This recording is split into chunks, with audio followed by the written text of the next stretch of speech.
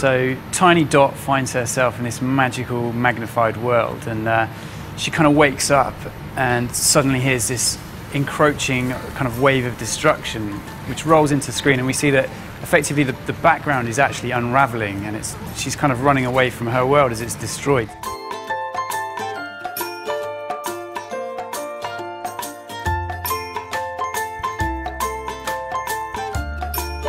This is Professor Fletcher's cellscope invention. It's basically a Nokia mobile phone and microscope put together.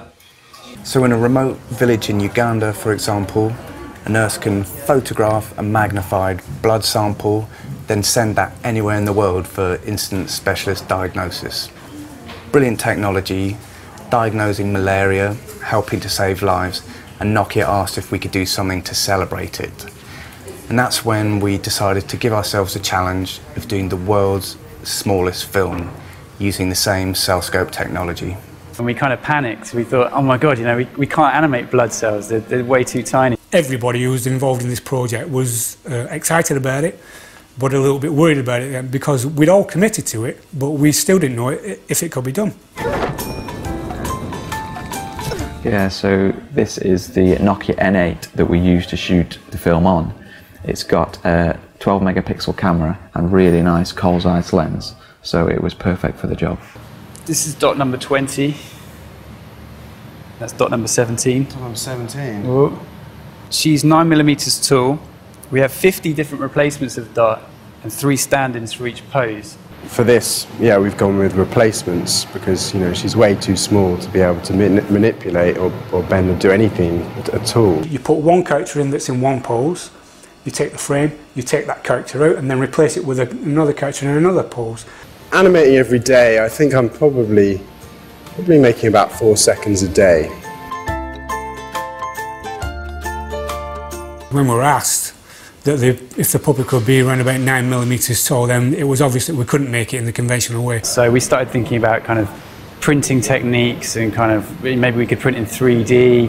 What a 3D printer does is, instead of laying down ink in one level, it lays down a resin. Instead of just having one layer of ink, you have several thousand layers of resin gradually building up. They're designed in 2 dimensions on a piece of paper. Then we give those 2D designs to the 3D modeler, and then they come back from the 3D printers like this. Then when we've got the puppet off the rigging that supports it, we stick them onto some very fine wire and then set about painting Dot. What I have to do is stop talking and stop breathing for a couple of seconds. I mean, the scale we're working at, we're really kind of just within the realms of possibility, really. You can't actually print any smaller than this without the head's not forming or the wrist's not forming. And we rigged her hair as well, so we get a kind of sense of momentum as she runs along. It's been a foot that's come off. We've lost a head. A head, yeah, quite early on, an arm. For this film, we had to build our own cellscope to fit the Nokia N8, and it was built by our engineer, Lou.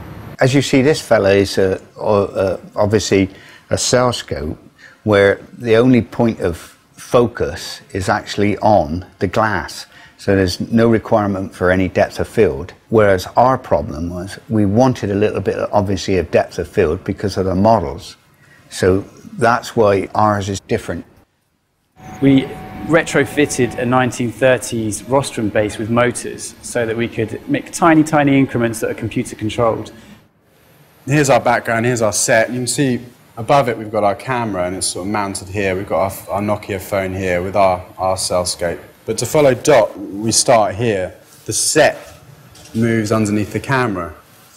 That's where the precision bit come in, the precision mechanical engineering. When it went back to their start, it's got to be frame perfect. We use the full res images that come from the actual phone camera itself, you know, which we use for the final film. Ed just showed you Dot on the B, and you could see there was a big bar going into her head. So what I get off the animation floor is that we use what's called a backplate to digitally remove it. This has actually been one of the trickiest jobs to de-rig I've ever actually tackled. I think we've just hit 1,000 frames, and Dot's here.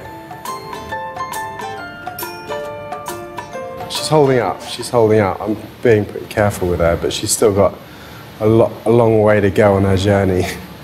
So we'll wait and see.